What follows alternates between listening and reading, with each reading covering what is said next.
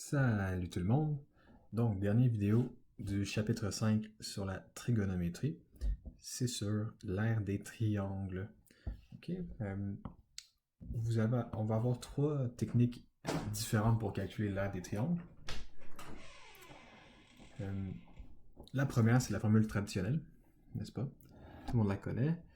Vous travaillez avec ça depuis le primaire. L'aire des triangles est égale B fois H divisé par 2, où B, c'est la base, et H, c'est la hauteur. Parfait. Donc ça, je pense pas que j'ai besoin de travailler là-dessus. Là. Vous travaillez avec ça déjà depuis vraiment longtemps. Maintenant, les deux formules qui s'en viennent, c'est ceux qui nous intéressent le plus en trigonométrie.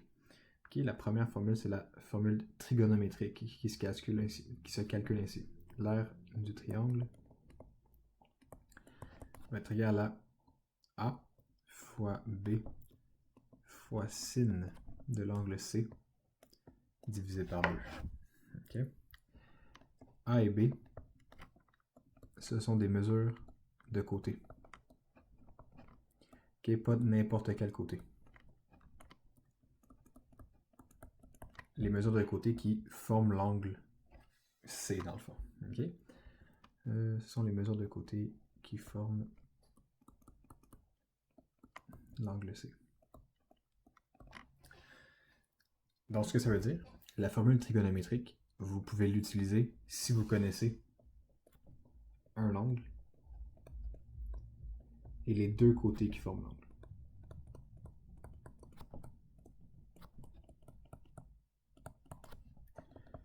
Donc, dans l'exemple que je vais mettre pour la formule, j'ai utilisé A, B et C, mais on pourrait avoir aussi, par exemple, B fois C fois sin de l'angle A divisé par 2.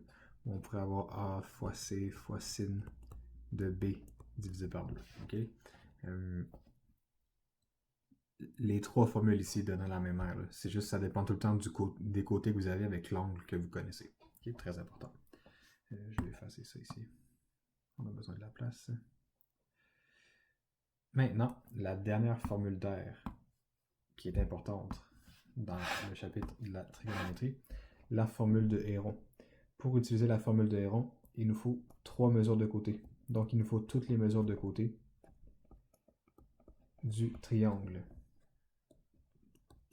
Si vous n'avez pas toutes les mesures des côtés, vous ne pouvez pas faire la formule de Héron.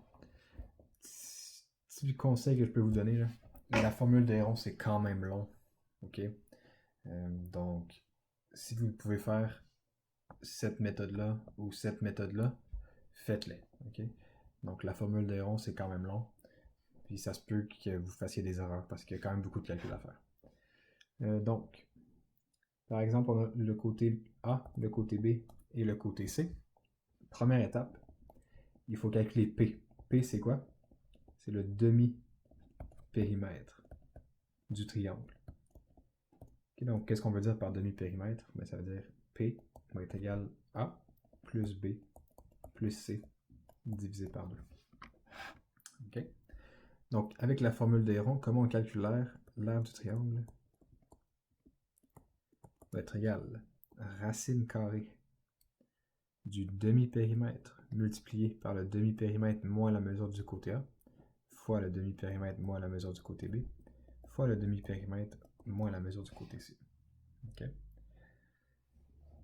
Donc, ce que je vous conseille à la calculatrice, vous commencez par faire les soustractions.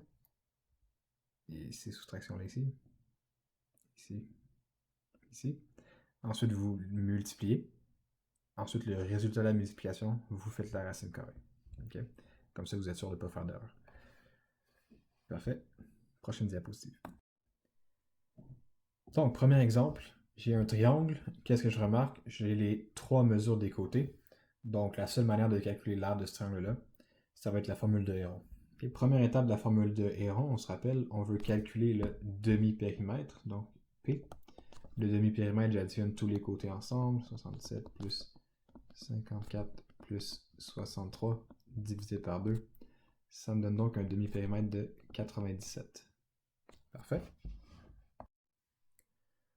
Maintenant, je viens utiliser la formule d'air. L'aire du triangle va être égale racine carrée de 97 multiplié par 97 moins 77, multiplié par 97 moins 63, multiplié par 97 moins 54. Donc, allons-y. Donner 97 multiplié par 20, 97 moins 77, multiplié par 34, multiplié par 43. Donc, je multiplie tout ça ensemble. 97 fois 20 fois 34 fois 43. Ça donne 2 836 280. Maintenant, je fais la racine carrée. Et ça donne environ 1684,13. Je regarde, est-ce que j'ai des unités ou c'était en centimètres, donc centimètres carrés. Parfait, donc c'est ça pour la formule de Héron. Maintenant, un exemple ici. J'ai un angle de 62 degrés. Je connais la mesure des deux côtés qui forment l'angle, donc je peux utiliser la formule trigonométrique. Alors, ça va me donner l'aire du triangle est égal 58 multiplié par 82 multiplié par sin de 62 divisé par 2. Donc la multiplication me donne environ 4199,3 divisé par 2, ce qui donne environ 2099,65. Et là, oh, j'ai mis centimètres ici, mais c'était mètre. L'unité de mesure, c'est les mètres, donc l'aire mètre carré. Voilà les deux exemples. Dernière diapositive, les exercices dans votre cahier. Donc pour l'aire des triangles, vous pouvez aller dans votre cahier de révision, page 88, numéro 9. Page 88, numéro 9. C'est un petit exercice sur l'aire des triangles, dans votre cahier de révision, bien sûr. Donc bon exercice tout le monde.